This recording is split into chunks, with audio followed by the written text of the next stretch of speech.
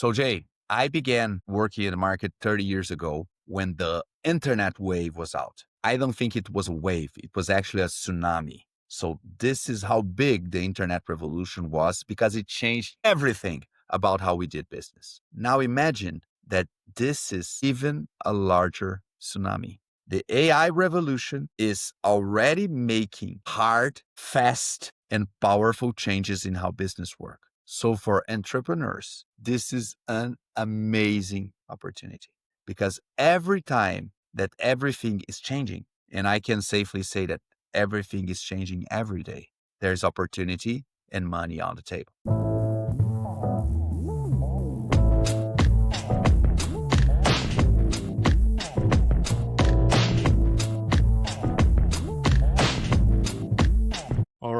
All right, guys. I want to say welcome to the Winner's Circle podcast. I'm your host, Jay. And today's episode, we are tackling one of the most pressing questions of our time. So it's all about debunking the myths. The question is, will AI really replace jobs? So today, as we navigate an increasingly digital world, the narrative surrounding AI, which is called artificial intelligence, and job displacements has sparked widespread debate and concern. So today, to help us unpack this complex topic, I'm thrilled to welcome our guest, Kenneth, a renowned technology thought leader, entrepreneur, and the author of the book, Cognitive Organizations, published by MIT in 2024. I think I'm right?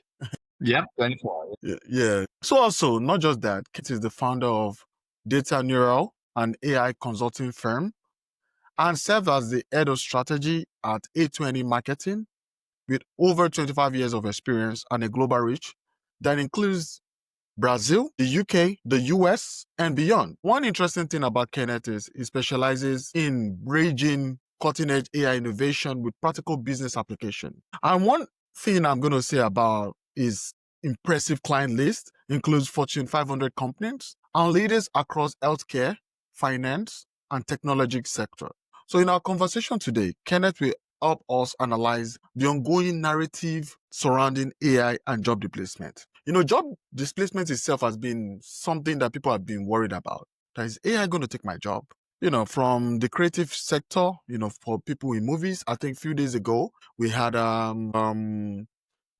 AI actor that they wanted to launch how to have an AI actor who's going to be like a celebrity on his own.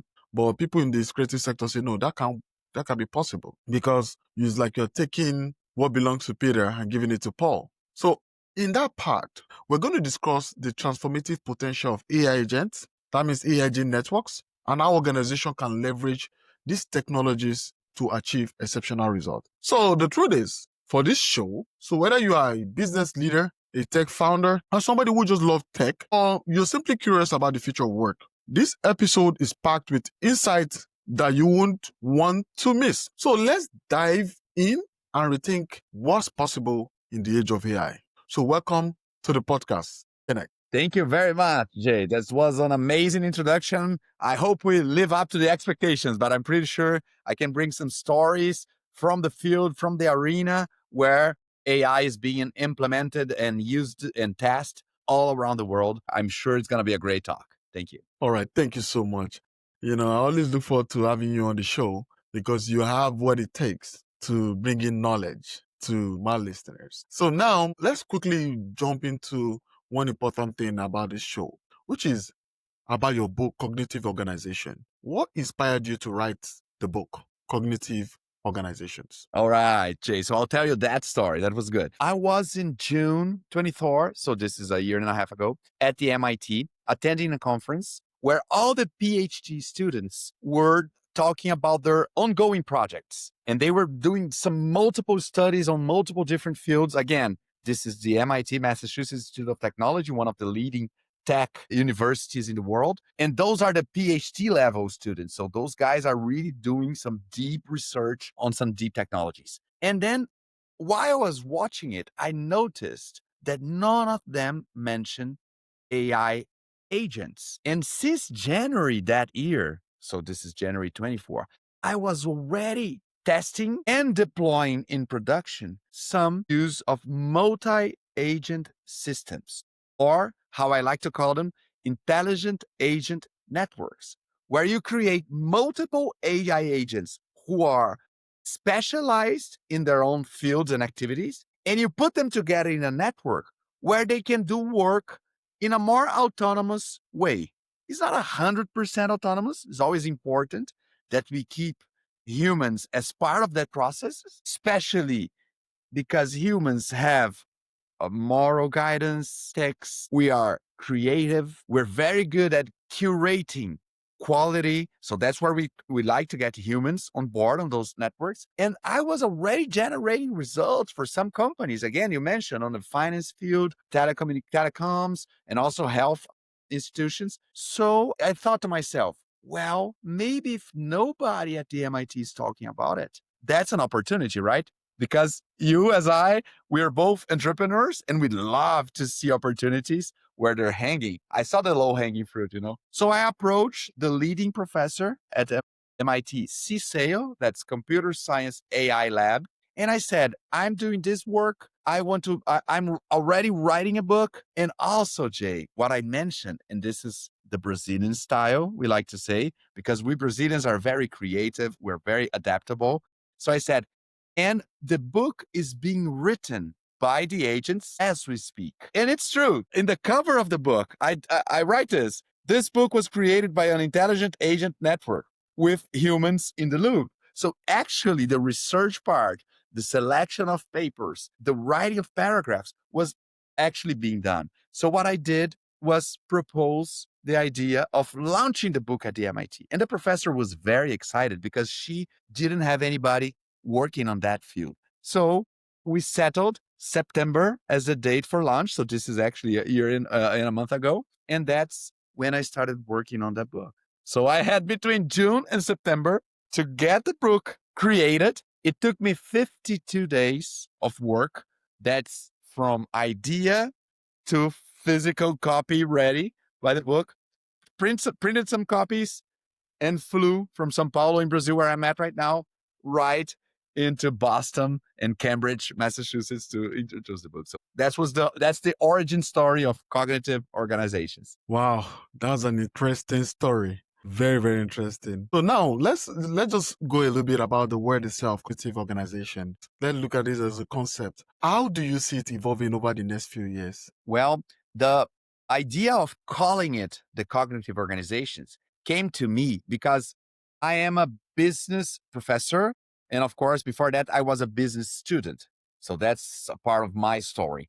And then while studying organizations, Jay, I realized that we had like 150 years ago, we had like classical management theory. And then in the 30s, we have the theory of human relations into organizations. And then in the 90s, we have quantitative management. And then in the 80s, 90s, that's when I was born, we had total quality management. And in the 90s, we had reengineering. Those are all what we call the business or management schools of thought. So those are a group of authors that are talking about a certain period of time in management, and they're defining the drivers, the values, the main ideas, and the companies which are applying those concepts. And then it came to me that we are already 3 years into the generative AI revolution, and I'm using the date of November 2022. So it's in a month, we're going to be completing 3 years into the AI revolution. And nobody in management is talking about it. What I mean by that is definitely I'm already seeing since early 23 companies changing the way they organize their processes, the way they hire and retain talent, the way they use agents as a part of the org chart of the organization, and nobody was talking about it. So my idea with cognitive organizations was to say that I believe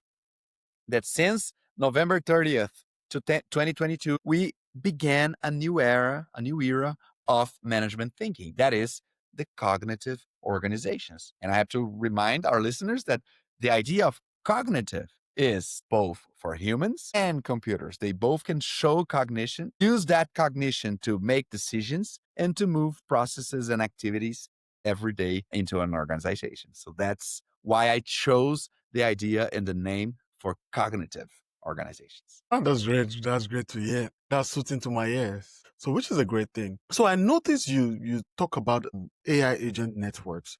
So, for the people who are not really tech savvy and they are listening to this show, can you explain what AI agent networks are and how they function? Sure, of course. So let's start. Let's begin with the point that probably our listeners have used ChatGPT, right? That's an AI assistant. That's a piece of app you can open on your mobile phone or on a computer where you can type a prompt. That's a question. That's you asking for a task to be delivered. And what the assistant does is it replies to you. So this always depends on a human being pressing the buttons, pressing the keys on the keyboard. So that's a reactive tool. Now, this is an assistant. When we move to the concept of an AI agent, the difference here is the automation. It's the idea that you can create this agent, which is very easy to do. You can use Google's Gemini, you can use ChatGPT itself, you can use Microsoft's Copilot. They all have agent creation options. And now these agents will act autonomously. You don't need to ask them. You don't need to prompt them. Only by existing, they already can do the work, of course, that a human being specifies. So you have to specify what it does. So when I call it an AI agent network, that's when you connect multiple agents as a part of a process. So let's say a lawyer, for example. You have a lawyer that is working, writing processes, documents, and he sends the document to the judge, and then he gets a response back. He has to rewrite the document to show the difference. And this is a multi activity process. To deliver a lawsuit, defendant must act on multiple steps. So an AI agent network is when we map out each of these steps and we get the system to do it by itself, to do it autonomously. So that's the idea of an AI agent network, a network of connected agents doing work autonomously. Thank you for breaking down because a lot of people have been wondering what that could mean. So thank you for breaking that down. Sure. But the question I have is, what are some common misconceptions people have about AI agent networks that you've heard of? Well, Jay, what I can tell you is usually our expectation is that we're gonna have this perfect working systems where you just need to prompt the system once and it's going to do work perfectly by itself. I wish. I will compare it to human beings, right? So when you create a company, when you start a company, that's the dream of the founder, right? You want to set up a team and everything will run smoothly. But if that was truth, if that were truth, there would be no need for leaders, right? But companies can only exist when you have leaders. Who are the people, human beings, right? Who are the people in charge of assessing the state of this moment right now and knowing the vision where we need to go, knowing that team that we have and how to tackle and to make the best out of each person's abilities, motivations, each person's emotional state, which may be amazing on this Wednesday, but probably was horrible on last Friday. So it's changing. So the orchestration that a leader has to do with a human team has also to be done. And I know it sounds strange, sounds odd, but that's what you asked me for. Has to be done with AI agents. Because once you set up that network of agents, that string of agents, you're going to have to run processes by it. And it may be perfect for the number one case, number two case, number three case, but maybe you have a different number five case. And now your systems go haywire. With ChatGPT, if you use it enough, ChatGPT has already lied to you, right? It quoted somebody that never wrote a book. It mentioned a court case that was never judged. And now you're using that as truth. Of course, things are going to go crazy about it. So these AI systems have to be orchestrated just like a human system has to be. So this is, I think, one of the first misconceptions is never perfect because generative AI, the technology behind ChatGPT, is not a deterministic technology. It's not simple math. It's not 2 + 2 = 4. Actually, you're working with probabilistic results. It's like the stock market. You can make your predictions. You can buy stocks expecting it to increase in value, but you cannot be certain, right? Maybe there is going to be a new conflict in a new country. Maybe a leader in one of the countries that that company operates is going to change laws and regulations. You cannot put that on your system because you're talking about the future. The future is not deterministic. It's probabilistic because it hasn't happened yet. And there's even a joke we say in Brazil that in Brazil, even the past is uncertain. So that's a problem that we have with the past, not only with the future. So again, understanding the limitations of AI is very important to put some of these systems in place to get them to work as well. And then mistake number 3 is people try to create big, large, complex networks. And those are very hard to orchestrate. Just like leading a larger team is harder than leading a smaller one. The same thing with AI agents. So we're supposed to begin small. You have to start with small networks that can deliver simple but powerful results for the organizations. I have some use cases I can share if you'd like to make that more tangible, if you wish. And the only people who are safe are probably plumbers, people that do physical work. That every other person that do creative work, they are not really safe when it comes to AI. So how do you think or how do you believe AI will reshape the workforce in different industries? Jay, first thing I have to agree that AI is already, so it's not only in the future, it's the present, is already impacting jobs all over the place, right? You mentioned plumbers. Some people will mention healthcare workers, diagnosing patients, doing some physical labor. So it's already impacting. This is something that has to be done, said. But at the same time, we have to remember that we love flashy news. Like we as human beings, we love to read news that are catastrophic. This many people are being laid off, and this company is closing because it's out of job because of AI. Those are all flashy. But what I can share with you is working with Fortune 500 companies all around the world. You mentioned some of the continents that I've been working lately. The narrative that I hear from CEOs and executives alike is not a narrative of letting people go. And please, I'm not trying to say anybody is a saint. I'm not trying to sanctify people here. But I see really they worry about hiring people. It's never been so hard to find high quality talent worth hiring and worth keeping into companies. And I even see a lot of companies using AI to actually help them find new hires for companies. So that's something that I like to share before I jump into answering your question. So this is the most common case that I get talking to these companies, right?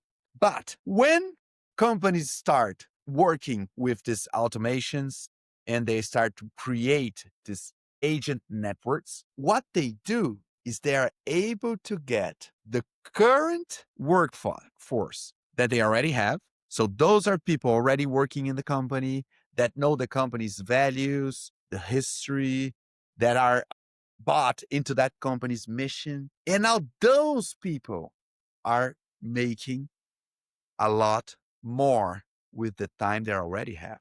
This is what we call AI as a co-pilot, AI augmenting work. So the narrative of augmenting is it's all over the place. The narrative of substitution also exists. And I will tell you, for example, customer service agents that talk to customers who have a problem and need to return a product, that answer questions from buyers wanting to know more about the product before they make a purchase. In those spaces, AI is already deep into using because, of course, we're using WhatsApp, which is huge in Brazil, and it's now growing in the United States as well. We have a Facebook Messenger. We have Instagram direct messages as well. I mentioned here some of the platforms that are used by customers to talk to companies. And what they realize is that when you put AI agents to do the work, for 80 to 90% of cases, AI will be faster, 24/7 available, and even more polite when talking to customers. So when you compare the net promoter score, that's from 0 to 10, the chance that that customer would recommend that company to another person, usually AI has 1 to 2 points in advantage compared to humans. So of course, replacement is happening in that space. But I mentioned 80 to 90%. So there's still 10 to 20% of the inquiries, the customer inquiries, which will be taken care by human beings. Those are what we call the edge cases. So human beings are not attending and responding to the common questions that those clients have. They are actually focused on the more powerful and more creative and the questions that those customers are asking that need more complex assessment or evaluation. So this is the kind of change that I see happening. So from my point of view, working close again to private companies, they are more worried in making good hiring and making the best out of the people they already have than actually wanting to lay everybody off, which is the common narrative that I see around. So this is my testimonial. Thank you so much. So what do you say to those who fear that AI will lead to massive job displacement? What's your word as an expert in this field? What's your word to people who say AI will lead to massive job displacement? I read a book in 1992. So this is 33 years ago. I read a book that said the end of employment. And I was getting into the workforce. So this is horrible, right? I'm trying to get my first job, and then somebody's saying that there will be no jobs anymore. It's strange, right? But I will tell you, since 1992, I have been seeing many different cases of people, usually the futurists, those people that like to predict this very hard thing called the future, say that technology will take it over. They said it when the internet came in 1995. They said it when social media came in 2005. They said it when the metaverse was out in 2021. So I've been seeing these promises of ending employment, but I feel like I'm working more and more every day. So where is this person coming to take my job, right? I want to be cool off. In Brazil, we say drinking a coconut at the beach. That would be lovely. But what I see, we have more and more problems to solve. We never had so many companies in the world as we have right now. I mean, 2025 had a COVID pandemic where multiple businesses had to close their doors, especially in the restaurant and hospitality and tourism sectors. But now in 2025, that's the highest quantity of companies that we had in ages since humans came along. So it's very easy, Jay, for us to fall for rhetoric, for ideas sold as nightmares, as apocalypses, like it will end everyone's jobs. And especially if you hear the people behind OpenAI, the people behind Microsoft, the people behind Google, they are saying that because they want to sell their services. They want you to buy their product.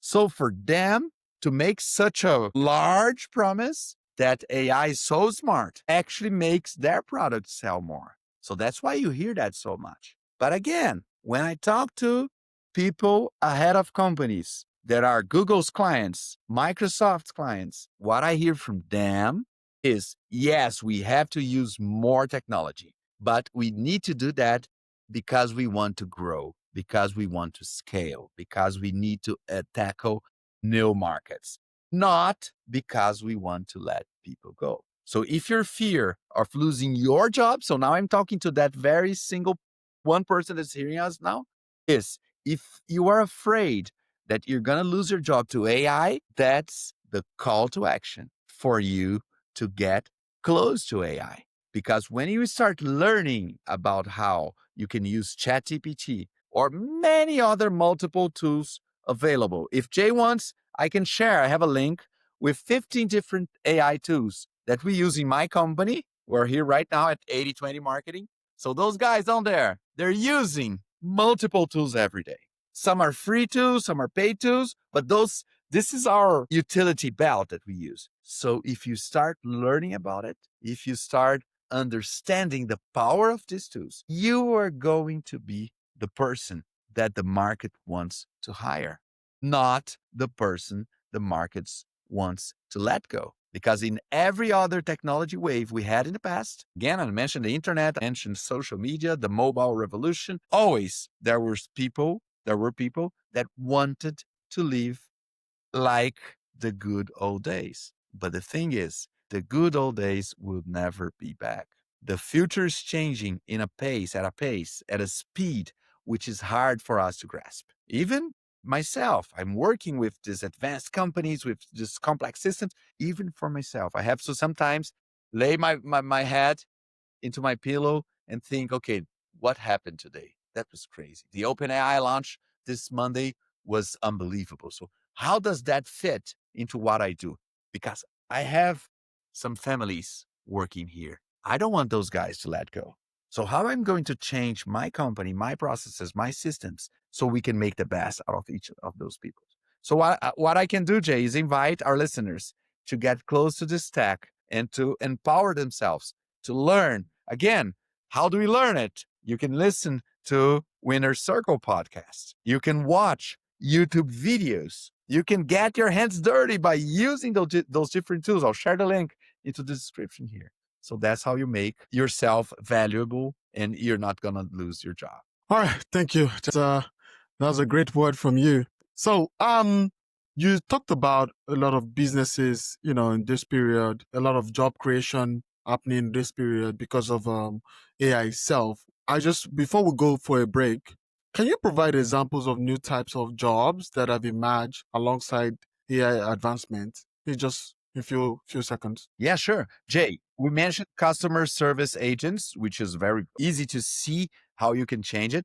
But for example, we have a marketing company. So we create ads. We're using agents as publicists, as people creating content, writing the phrase that you see in a banner ad, choosing the photos that's going to go into each ad, or even buying media. All of these three cases, we have AIs that help us. Again, not replacing those professions, but they are able to create so many more ads because they have access to these tools right now.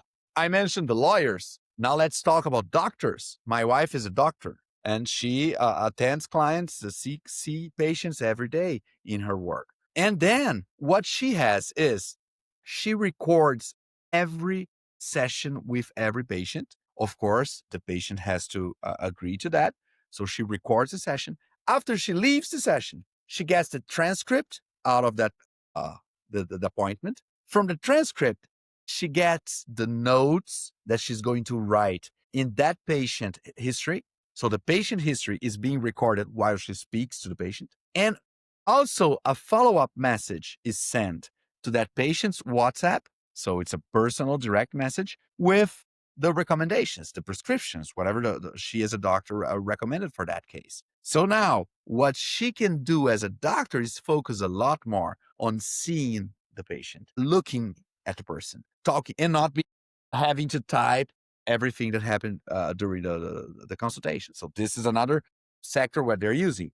Another doctors that are using this, X-ray, ultrasound, doctors that work with images, that analyze images for diagnostics. All of those professionals already have AI tools to help them diagnose. So they are able to diagnose a lot more patients because they have AI looking at every tiny detail on the imaging. So doctors already are being impacted as well. We have teachers and professors. So people can now use Notebook LM. I don't know if you use that Google tool. It's a free Google tool where you can upload documents. You can upload the book. You can upload articles and papers about the topic you're studying, and it creates an audio like a podcast episode for that conversation. So this is already disrupting how professors, teachers have to deal with students. Because, of course, if what a teacher is doing is asking the student to write an essay about the French Revolution,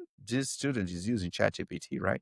And I'll even say sometimes the professor is also using ChatGPT to give the marks, right? So this is a double case hit there. So again, Jay, it's everywhere. So much for all the words you shared today. And let's quickly go for a quick break from our sponsors. We'll be back shortly.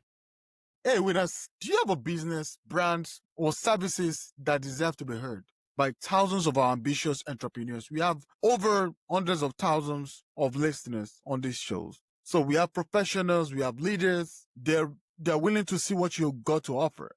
Then this is your opportunity. At Winner Circle with Jay, we share real stories, strategies, and insight that help our listeners win in business, and your brand can be part of that impact. As low as $100, you can advertise with us today. What are you waiting for? Send us an email at advert@winnercirclewithj.com to secure a slot today, because we have limited slot available. You have to be fast about it. Let your brand be heard. Here at Winner Circle with Jay, we just don't talk success, we create it. So whether you are trying to advertise your book or whatever the thing is, or product or services, reach out to us. I will get you on the show. All right, talk soon. Great. All right, welcome back to the Winner Circle podcast. I hope you're enjoying our enlightening conversation with Kenneth about AI and the future of work. As we dive deeper into this topic, I want to take a moment to reflect on some of the key points we've discussed so far. You know, it's fascinating to see how the narrative around AI often leans towards fear and uncertainty, especially concerning job displacement. However, Kenneth's insight shed light on a different perspective, one that emphasizes collaboration between humans and AI. So now let's explore how organization can effectively harness AI agent network to drive transformational results. Practical examples of how businesses are successful when they enhance AI agent into their business or into their everyday operations. I know you gave an example about your wife who is a doctor who uses AI to make the job more easier, listening in and recording the conversation instead of getting an executive assistant or somebody to do that. So can you give me some practical examples, apart from this exact one you're giving me? Definitely. Let me tell you about the agent networks, because it's amazing. The kind of results that we're getting with this is simply hard to ignore. So I work with this company. It's the largest meat processing animal protein company in the world.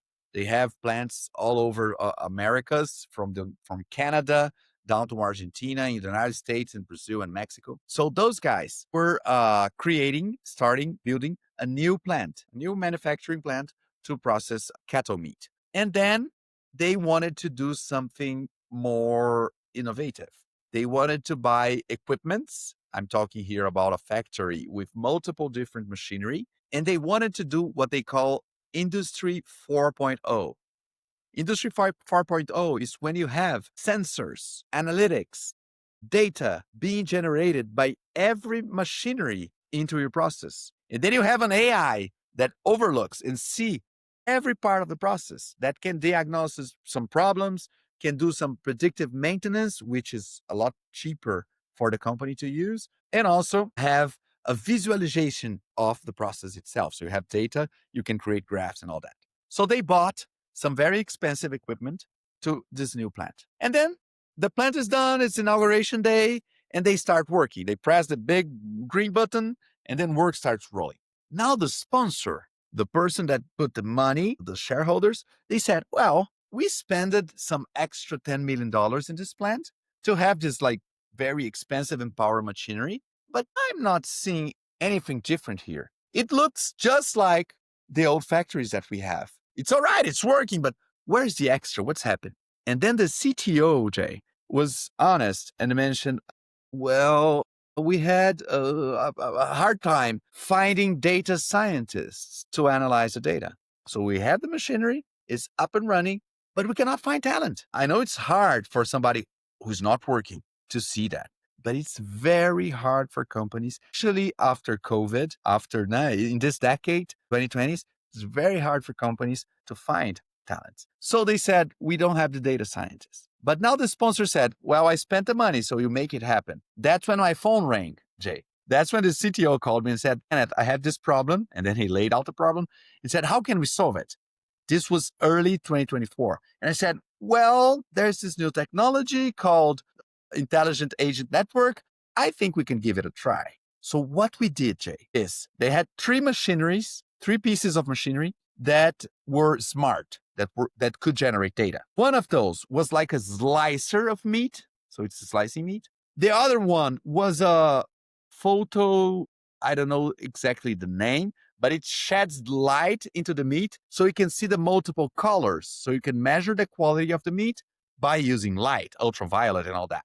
So this photo tool. And the third one was weighing the meat. So you know if it's in the right way. So one of the pieces of machinery was from Italy, the other was from Germany, and the other was from China. So we had the operating manuals with all those specifications and how to use that tool written in Italian, German, and Mandarin, traditional Chinese. So now what do? What did we do? We created one agent for each piece of machinery. So one agent for the Italian, one agent for the German, one agent for the Chinese. We uploaded the operating manual with their specifications, and especially with the operating bands. So they know if that machinery is operating between these limits, lower and upper limit, everything is fine. If it goes below or above, something's off. Now we trained these agents for each machinery, and we created a fourth agent, which we called the orchestrator. Remember in the first part of our conversation, I mentioned the importance of having orchestrate. So the maestro of this orchestra was the agent that talked to the three other agents. Now, every 15 minutes, the orchestrator sends a message to each agent and says, you go and fetch data for the color of the meat. You go and fetch data for the weight of the meat. And you go and fetch data for the slices. Now, each machinery was programmed with a different operating system. They had different data formats. One was a CSV file, other was an SQL database, other was an Oracle database. No problem, because when we use AI agents, they're able to understand not only the different human languages, Italian and Germany and traditional Chinese, but they can also understand different programming languages, Python and code and text. So what it does is every 15 minutes, they analyze the data, just like a human analyst would do. But it takes AI 30 seconds to analyze the data. If they see something off, they tell the orchestrator, they send a message. Hey, orchestrator, the slicer is operating 5% above the speed that it's supposed to, according to the specifications. Now, the orchestrator is not a human being, it's an AI agent. Decides, is that a problem that needs to be addressed? Or is that something that we can wait for the next 15-minute cycle? If we can wait, it waits. If in the next cycle the problem persists, it sends a message now to the human in the loop, to the human operator, and mentions the slicer is working 8% above capacity for the last 2 cycles. You should check on it. So now the operating, the human being in the plant, the engineer in charge, does not need to reveal every 15-minute cycle. He can only act and work when there's actually something off. So this is an example of a network of AI agents in operation. This is more than a year out now. It expanded. It has some more machines right now, but this is one example of the use of these AI networks. I hope it's not too technical, Jay, but I hope I made it. It's great. It's great. Model. It's great. A lot of, on all our platforms, a lot of people are just showing love for what you're saying, and it's great. So we have used a lot of time spent, and we've learned a lot relating to preparedness of businesses. You know, just like what you just shared now, we talked about a business owner who just brought heavy equipment, really doesn't understand, what to expect, and they got entangled at some point. So how can businesses itself ensure that they are prepared for the AI revolution? What role does employee trainee play in this preparation? Yeah. So every time that we have a new technology out, is always important to upskill. That's the name.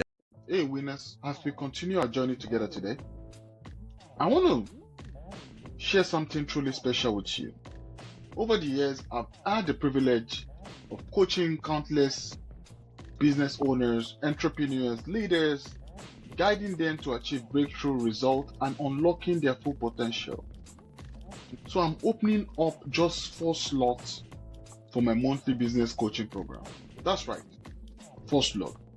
After being fully booked for the past 3 years, if you're ready to elevate your business with personalized guidance, proven strategy, and a supportive community, I'm here to help you navigate challenges, refine your vision, and achieve your goals.